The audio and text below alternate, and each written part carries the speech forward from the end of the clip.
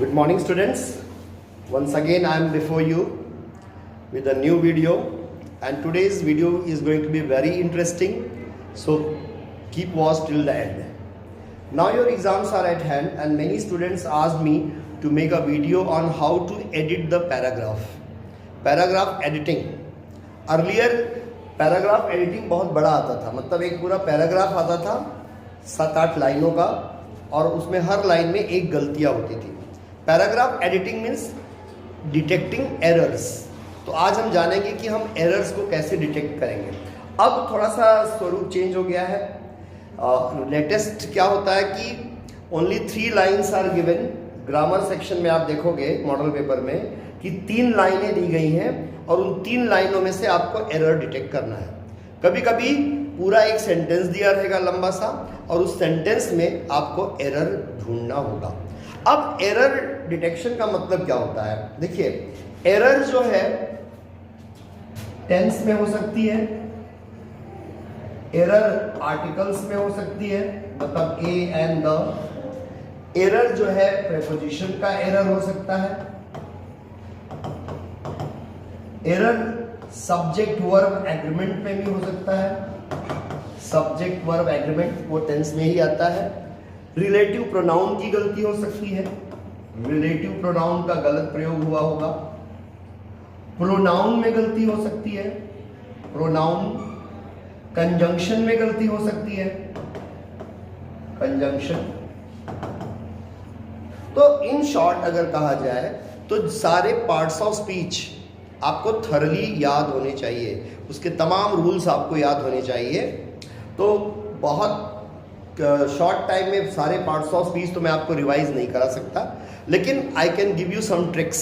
कुछ ट्रिक्स मैं दूंगा जिनकी मदद से बहुत ही जल्द आप पैराग्राफ एडिट करने लगोगे. आपको 1-2 पैराग्राफ मैं सॉल्व करके भी दिखाऊंगा. आपको बहुत इजी लगेगा. सिर्फ एक वीडियो देखकर मेरा दावा है, और आपकी सारी प्रॉब्लम्स आज दूर होने वाली है. तो सबसे पहले आपको ये ध्यान देना है कि whenever you get a paragraph or a line, paragraph or 3-4 lines, आपको क्या करना है? You have to read the paragraph. Paragraph को आप रीड करिए. अब कहोगे रीड करने से क्या होगा? रीड करने से बहुत कुछ होगा. By reading the paragraph, you will come to know whether that the paragraph is in present tense or past tense. आपको दोस्तों बता दूं, पैराग्राफ या तो प्रेजेंट टेंस में होता है या मोस्टली पास्ट टेंस में होता है. अब ये जानने के बाद कि प्रेजेंट में है और पास्ट में है, फायदा क्या होगा उसका? देखिए, जैसे ही आपको पता चलेगा कि पैराग्राफ प्रेजेंट में है, तो आपको प्रेजेंट टेंस की सारी स्ट्रक्चर्स दिमाग में आने लगेंगी. कि अगर प्रेजेंट इंडेफिनिट है तो प्लूरल सब्जेक्ट के बाद वर्ब की फर्स्ट फॉर्म, सिंगुलर सब्जेक्ट के बाद एस. प्रेजेंट परफेक्ट है तो आई वी यू दे है तो हैव लगाओगे, वर्ब की थर्ड फॉर्म आएगी. ही शी इट है तो हैज आएगा.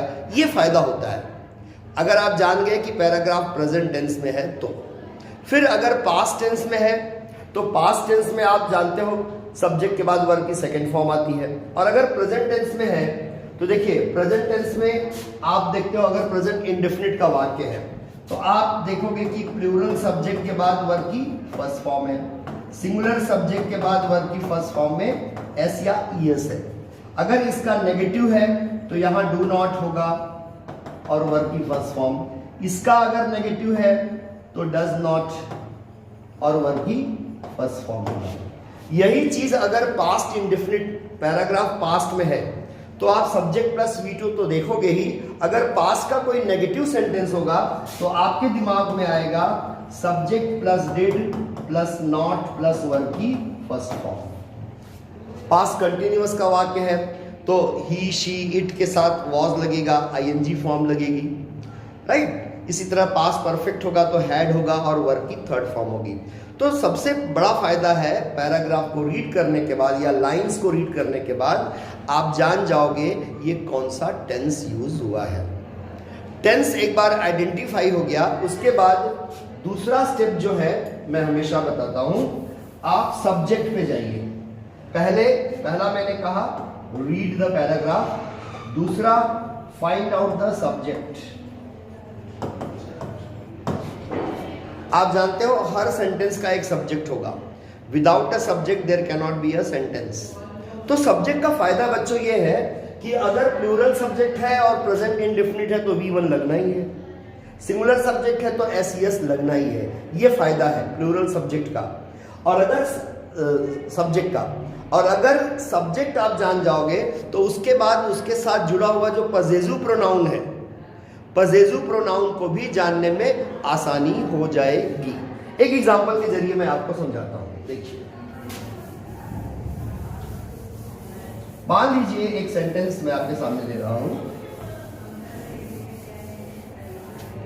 सेंटेंस कुछ इस तरह से है, once a lady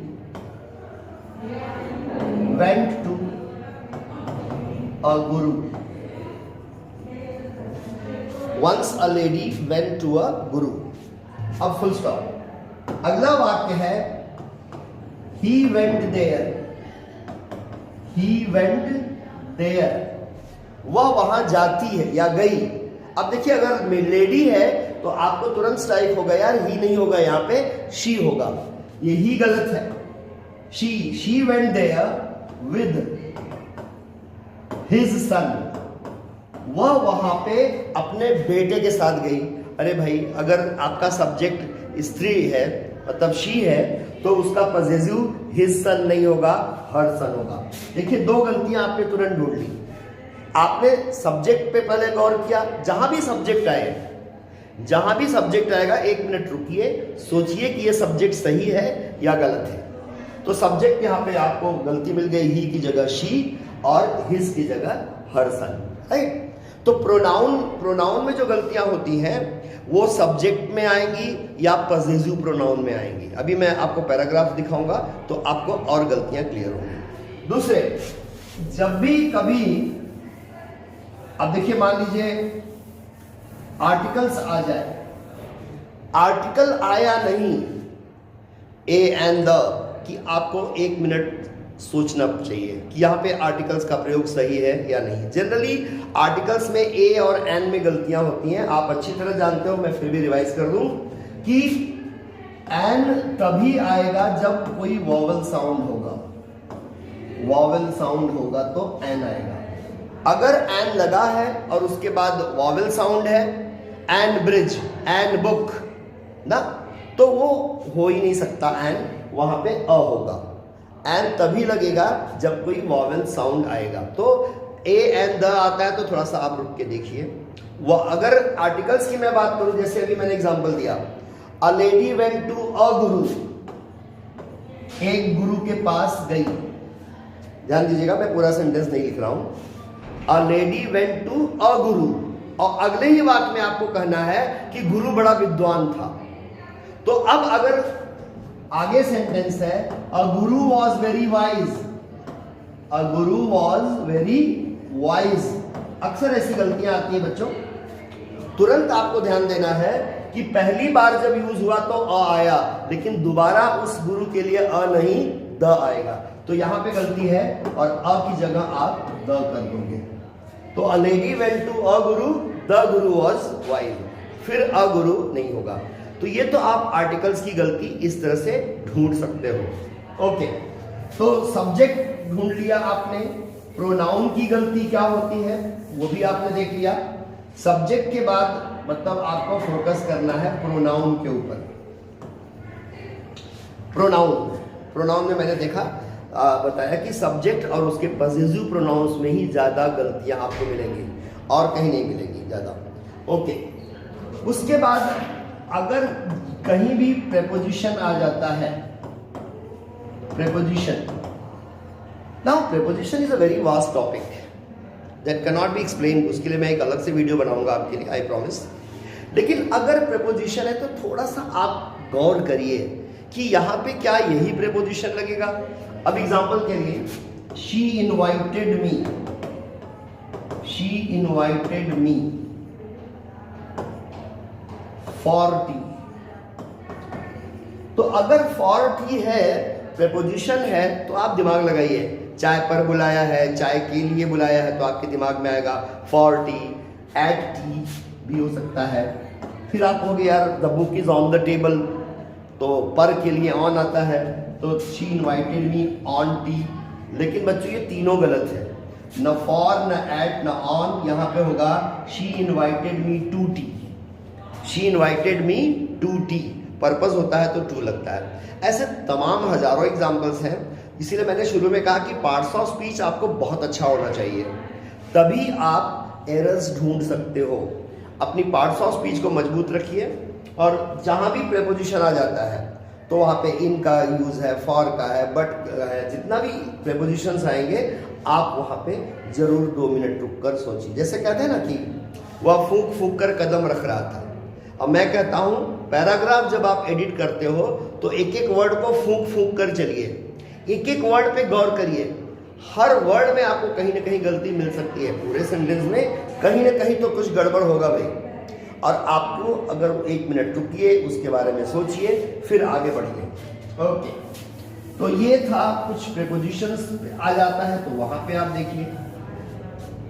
relative pronoun में आपको मैंने बताया रिलेटिव प्रोनाउन की भी गलतियां होती हैं। रिलेटिव प्रोनाउन हु है, दैट है, विच है। आप जानते हो हु जो है लिविंग बींग्स के लिए होता है, दैट और विच नॉन लिविंग बींग्स के लिए होता है।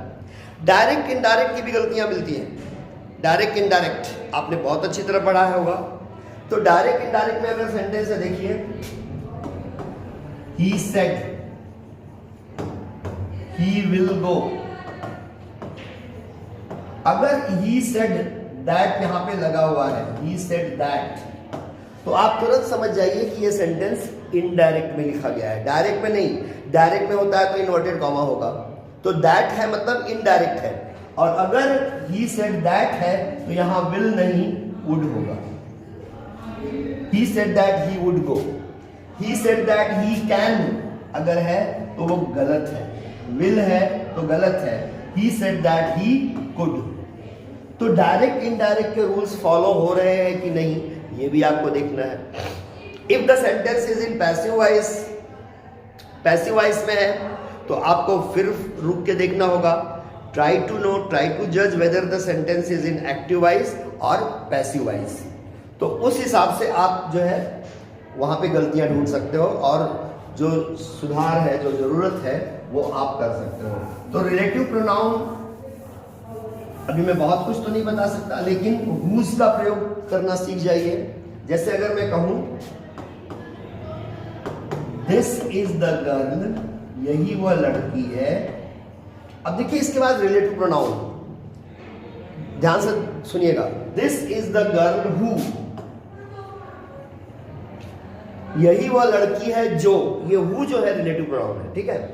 अब अगर इसके बाद का सेंटेंस है हमेशा फर्स्ट आती है, ताते थी आ गया, प्रेजेंट इंडेफिनिट आ गया, तो this is the girl who comes first, who comes first. अब देखिए यहां पर केम भी हो सकता है, कम भी हो सकता है, लेकिन कम होगा तो गलत हो जाएगा, कम होगा तो गलत होगा, क्योंकि ये सिंगुलर सब्जेक्ट के लिए, गर्ल के लिए आ रहा है, तो यहां कम्स ही होगा। अगर दूसरा एग्जाम्पल देखिए, इसी तरह अगर है these are the boys, these are the boys who, अब ये हु बॉयज के लिए लगा, तो अब बॉयज के लिए प्लूरल वर्ब आएगी, ध्यान दीजिएगा। सिंगुलर था तो कम्स, और बॉयज है तो कम, वर्ब की फर्स्ट फॉर्म है। These are the boys who come. देखिए सिंगुलर था तो कम्स, अगर प्लूरल हो गया तो कम। ये सारी चीजें आपको देखनी होगी।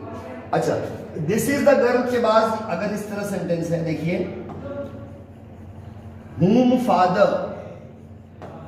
father is a teacher, देखिए ये गलत है। This is the girl whom father is a teacher, whom लगेगा ही नहीं, जिसके कहना चाह रहा है जिसके पिताजी टीचर हैं, तो जिसके के लिए यहां रिलेटिव प्रोनाउन ये whom गलत है, और whom की जगह होगा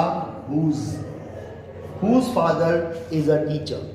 तो बच्चों मेरा कहने का मतलब सिर्फ इतना है कि रिलेटिव प्रोनाउन आ गया। रिलेटिव प्रोनाउन हमेशा वाक्य के बीच में आता है, शुरू में आएगा तब तो वो क्वेश्चन वर्ड होता है, इंट्रोगेटिव वर्ड होता है। अगर बीच में आता है तो जरूर वो रिलेटिव प्रोनाउन है। और वो अपने एंटीसीडेंट को फॉलो करेगा। एंटीसीडेंट अगर सिंगुलर है, प्लूरल है, लिविंग है, नॉन लिविंग है, तो उस हिसाब से अब दिया है कि this is the pen, this is the pen who, गलत है, पेन के बाद हु आएगा ही नहीं। This is the pen that, this is the pen that I got yesterday. तो प्रोनाउन और रिलेटिव प्रोनाउन दोनों गलतियों को आप यहां से देख सकते हो, समझ सकते हो। आप अलर्ट रहोगे। पर्पस मेरा है आपको जागृत करना, मेरा पर्पस है आपको अवेयर करना गलतियों के प्रति। जहां भी गलती देखें, कंजंक्शन की गलती करें तो ज्यादातर मैंने बहुत सारे पेपर्स देखे हैं, कंजंक्शन की गलती बट में होती है, बट और एंड में। अगर 2-3 चीजें लगातार बताई जा रही हैं तो एंड आएगा, बट नहीं आएगा। बट जो है कंट्रास्ट दिखाने के लिए आता है, how ever, but, nevertheless, still, ये सब कंट्रास्ट दिखाने के लिए आता है। पिछले वीडियो में मैंने इन सारी चीज़ों का जिक्र किया था। और देयर और देयर की जो गलती करते हो आप, है भी, अभी एक मैं पैराग्राफ दिखाऊंगा आपको, उसमें भी तमाम कुछ ऐसी गलतियां आपको मिलेंगी।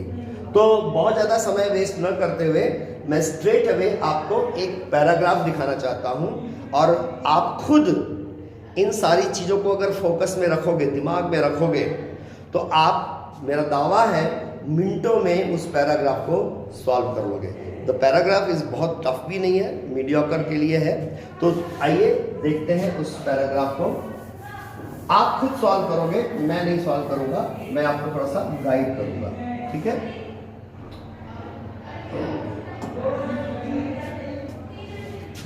देखिए, आपके सामने एक पैराग्राफ है और सारी चीज़ों को, कुछ चीज़ें अगर छूट गई हैं तो मैं उसको फिर से दोहराऊंगा। देखिए, पैराग्राफ आप पढ़ सकते हो, नहीं तो मैं फिर आपको पढ़ के दिखाता हूं। तो मैंने पहला रूल क्या बताया था, read the paragraph, read the paragraph. और पैराग्राफ पढ़ने के बाद आपको क्लियरली दिख जाएगा कि ये पैराग्राफ प्रेजेंट टेंस में है। Present tense my dear friends, present tense देखिए कैसे। You probably knows sharks have very sharp teeth।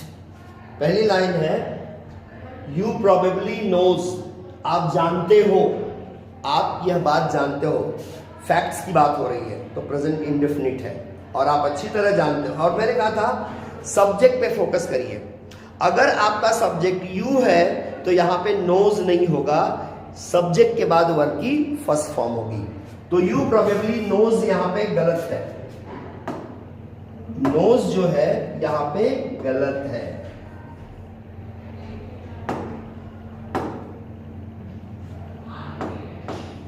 Yes, knows गलत है और नोज की जगह आप लिखोगे नो, ANOW। प्रेजेंट इंडेफिनिट में नोज के साथ नो होता है। शार्क्स, मछलियों की बात हो रही है, have very sharp teeth. But did you know it never run out of them. But did you know, क्या आपको पता है, it never run out of them. मैंने कहा था जब भी सब्जेक्ट आए तो जरा सब्जेक्ट पे गौर करो, यहां पे क्या गलती है। यहां पे सब्जेक्ट है इट, इस लाइन का सब्जेक्ट है इट, और मछलियों की बात हो रही है। देखिए, आपका सब्जेक्ट था प्लूरल, आपका सब्जेक्ट था शार्क नहीं था, शार्क्स, प्लूरल था। तो भाई जब आपका सब्जेक्ट प्लूरल है, शार्क्स है, तो यहां इट नहीं होगा, यहां पे होगा दे। इसकी जगह क्या होगा, they. They never run out of them, मतलब इनको दांतों की कमी नहीं होती कभी भी। Sharks lose at least 1 teeth in a week. Shark मछली एक सप्ताह में एक दांत जरूर खो देती है, टूट जाता है, खो जाता है।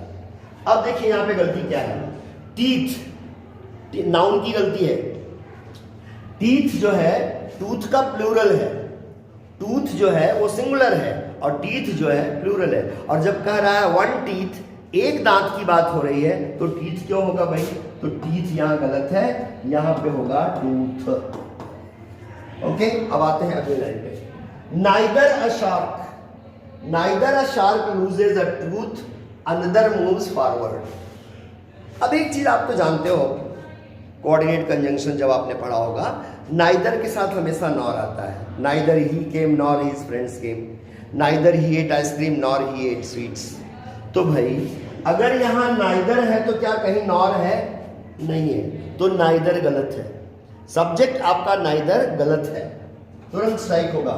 Neither is wrong. कहना ये चाह रहा है अगर शार्क का एक दांत टूटता है तो अगर के लिए इफ है, नाइदर की जगह हो जाएगा if. If a shark loses, अब देखिए इफ अ शार्क, अ है तो एस है. गौर करिएगा, मैंने कहा था एक सिंगुलर है तो एस आया, moves forward. In a day from within the shark's jaw there it keeps, मतलब जो उसके जबड़े होते हैं उसमें खजाना है दांतों का, एक तरह से कह लो. तो देयर इट कीप्स नहीं होगा, जहां वह रखती है. वेयर, यहां पे देयर गलत है. वेयर इट कीप्स, जहां पे वो मछली रखती है. अब यहां इट की जगह दे नहीं आया क्योंकि एक मछली की बात हो रही है, इसलिए इट सही है. नहीं तो आप कहोगे यहां इट की जगह दे कर दिया, यहां क्यों नहीं किया? नहीं, यहां इट सही है. तो यहां देयर में गलती है, देयर की जगह हो जाएगा where. Where it keeps a nearly unlimited supply to replacement teeth.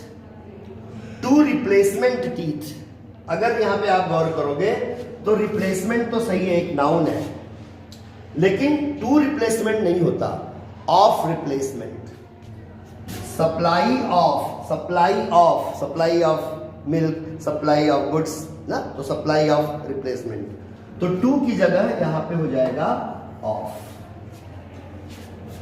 This way it's almost impossible for a shark to end up. This way it's, देखिए मैंने पिछले वीडियो में आपको बताया था, अक्सर लोग गलती करते हैं. मैं यहां पे लिख दूं, इट्स जो है वो पजेसिव प्रोनाउन है. इट का पजेसिव प्रोनाउन होता है इट्स, और एक इट्स होता है इस तरह से अपॉस्ट्रोफी एस, जो इट इज का शॉर्ट फॉर्म है, इट इज का कंट्रैक्शन फॉर्म है. और यहां पे कहना चाह रहा है this way it is almost impossible. It is almost impossible. तो यहां पे इट्स की गलती है, इट्स नहीं होगा, इट्स की जगह ये होगा इट्स, अपॉस्ट्रोफी वाला एस. यहां पे मैंने लिख दिया है, इट्स गलत है, इसकी जगह होगा इट्स. तो ये पूरी तरह से पैराग्राफ को हमने एडिट कर दिया है, तमाम गलतियां हमने इसमें बता दी हैं. नोज की जगह नो, इट की जगह दे, टीथ की जगह टूथ, और नाइदर की जगह इफ, देयर की जगह वेयर, टू की जगह ऑफ. ये देखिए प्रीपोजिशन की गलती थी, यहां पे प्रोनाउन की भी गलती थी, यहां पे नाउन की गलती थी, और पहले वाले वाक्य में टेंस की गलती थी क्योंकि वो प्रेजेंट इंडेफिनिट का वाक्य था. आइए एक पैराग्राफ और देखते हैं बच्चों. ये भी बहुत ही खूबसूरत पैराग्राफ है. मैं एक बार आपको पैराग्राफ पढ़ के देता हूं.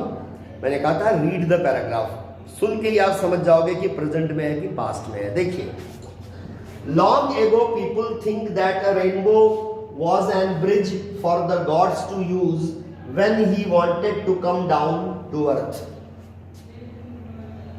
Other people believed beyond if you could find the end of the rainbow where that touched a ground, you would find a pot by gold there.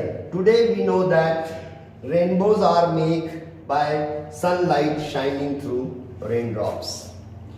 Clearly कोई भी बच्चा तुरंत समझ जाएगा कि यह जो है, इसमें थोड़ा सा प्रेजेंट भी है लास्ट में, लेकिन generally mainly this paragraph is in past tense.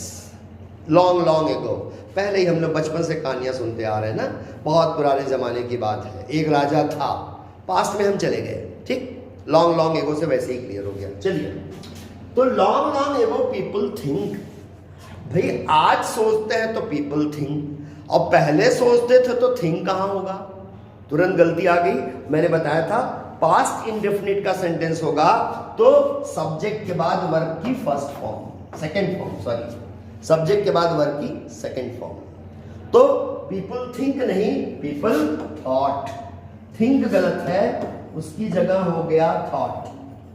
ठीक। लोगों को ऐसा लगता था कि जो रेनबो इंद्रधनुष बनता है आकाश में, वॉज एन ब्रिज, एन मैंने कहा था आर्टिकल आ जाए तो रुको, एन के बाद ब्रिज आ रहा है और ब्रिज वावेल साउंड नहीं है, तो ये तो बच्चों जैसी गलती है ना। एन गलत है, एन की जगह अब्रिज होगा क्योंकि ये वावेल साउंड नहीं दे रहा है बच्चों।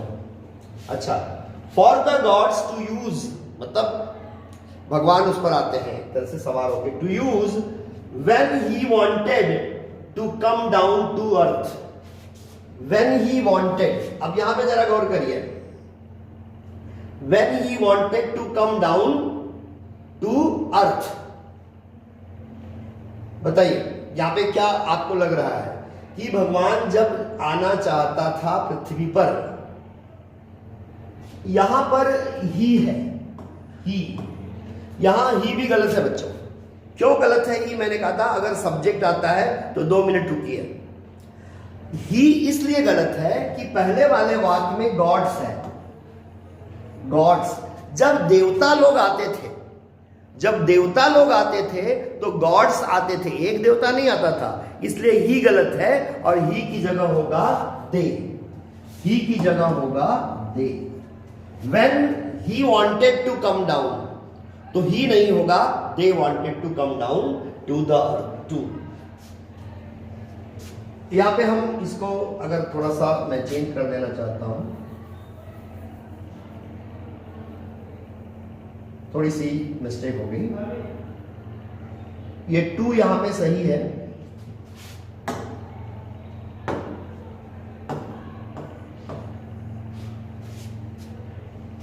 अर्थ करके मैंने ग्राउंड करना चाहा था, वो सही है। He wanted to come down to earth, I am sorry, थोड़ी सी मिस्टेक हो गई मुझसे। ओके, तो यहां पे द को आप भूल जाइए, द की गलती नहीं है। When he wanted to come down to earth, he गलत है। Okay, other people believed beyond if you could, the other people believed beyond. अब यहां पे बियॉन्ड अगर देखोगे तो जो प्रीपोजिशन है वो थोड़ा सा अननेसेसरी है, सुपरफ्लुअस जैसा लग रहा है। यहां पर बियॉन्ड नहीं होगा, जैसे और लोगों का मानना था कि, तो यहां पे बियॉन्ड की जगह होगा that. Beyond is wrong, sorry, beyond की जगह आप लिखोगे दैट, बियॉन्ड इज रॉन्ग और यहां पे हो जाएगा that. Find the end of the rainbow where that touched, where that touched. अब यहां पे दैट गलत है, यहां पे इट होगा, दैट कोई सब्जेक्ट नहीं होगा। वेयर इट टच्ड मतलब रेनबो जहां टच होता था, और वो जो गलती मैं यहां पे अग्राउंड वाली ढूंढ रहा था, अर्थ, वो यहां पे है एक्चुअली। टच्ड अग्राउंड, अग्राउंड नहीं होगा, द ग्राउंड होगा। मैंने कहा था आर्टिकल आए तो रुक जाओ, दिमाग पे जरा जोर डालो, और सही है कि एन है कि द है, तो यहां पे अग्राउंड नहीं होगा, किसी एक जमीन पे नहीं आती थी, इसलिए अ गलत है, वहां पर होगा the ground. Okay, you would find a pot by gold, वाह वाह, you will find a pot by gold. मैंने कहा प्रीपोजिशन आए तो जरा रुको भाई, गाड़ी को ब्रेक लगाओ, पॉट ऑफ गोल्ड होगा, बाई गोल्ड नहीं होगा, द्वारा नहीं होगा, तो यहां पे बाई की गलती है। अ पॉट ऑफ गोल्ड, यहां पे आप ऑफ लगा दीजिए। Today, today we know that, आज हम जानते हैं। अब पूरा पैराग्राफ पास्ट में था, लेकिन अंतिम 2 लाइनें प्रेजेंट में है। देखिए, आज हम जानते हैं, today we know that rainbows are make, बनते हैं, आज रेनबो बनते हैं। मेक नहीं होगा, यहां पर होगा made, M-A-D-E। Today we know that rainbows are made by sunlight shining through rainbow, shining through raindrops। तो इस तरह से आपने सेकंड पैराग्राफ को भी एडिट किया और तमाम रूल्स को मैंने यूज किया इसमें। जहां जहां गलतियां आई वहां वहां मैंने बताने की कोशिश की कि कैसे आपको एरर फाइंड आउट करना है। और बहुत जल्द मैं एक बार फिर से क्विक रिवीजन कर देना चाहता हूँ। कुछ चीज़ें मैं आपको और बताना चाहूँगा इसमें कि क्या क्या चीज़ें आपको हेल्पफुल हो सकती हैं। तो सबसे पहले मैं ये कहूँगा कि आप पैराग्राफ को रीड करिए, उसके बाद सब्जेक्ट के ऊपर जाइए, सब्जेक्ट के बाद आप जो है प्रोनाउन और उसके पॉसेसिव प्रोनाउंस पे ध्यान दीजिए। आर्टिकल्स आ गया तो आर्टिकल्स को रुक कर देखिए। रिलेटिव प्रोनाउन आ गया तो रिलेटिव प्रोनाउन पे नजर करिए। देखिए इसको सिंटेक्स के रूप में भी आप देख सकते हो। सिंटेक्स क्या होता है, किसी भी सेंटेंस में तरह तरह की गलतियां हो सकती हैं। तो आप जितने भी वर्ड हैं, और अब तो बच्चों आप बहुत लकी हो, अब ये पैराग्राफ पहले आता था, अब ऐसे पैराग्राफ नहीं आते। इस जो अपकमिंग बोर्ड एग्जाम 2023 का आ रहा है उसमें 3 लाइनें आ रही हैं, सिर्फ 3 लाइनें। बताइए 3 लाइन में एरर ढूंढना कितना आसान है। और आपको और आसानी हो जाएगी अगर आप सब्जेक्ट वर्ब एग्रीमेंट पढ़ लोगे एक बार फिर से। तो ज़्यादातर गलतियां सब्जेक्ट वर्ब एग्रीमेंट्स में ही होती हैं। आइदर और, नाइदर नॉर। आइदर और है तो कौन सी वर्ब लगेगी, 2 सब्जेक्ट अगर एंड से जुड़े हैं तो प्लूरल वर्ब लगेगी, और उसमें कुछ नियमों का अपवाद भी है, एक्सेप्शन भी है। तो वो थोड़ी सी चीज़ें आपको पार्ट्स ऑफ स्पीच बहुत अच्छी तरह लर्न करनी होंगी। तो I think that was all for today's video. Thank you, have a great day, keep watching my videos. भविष्य में हम और सारे वीडियोस आपको बना कर देंगे, और शिशिर सर क्लासेस चैनल को लाइक और सब्सक्राइब जरूर करिए। Thank you very much.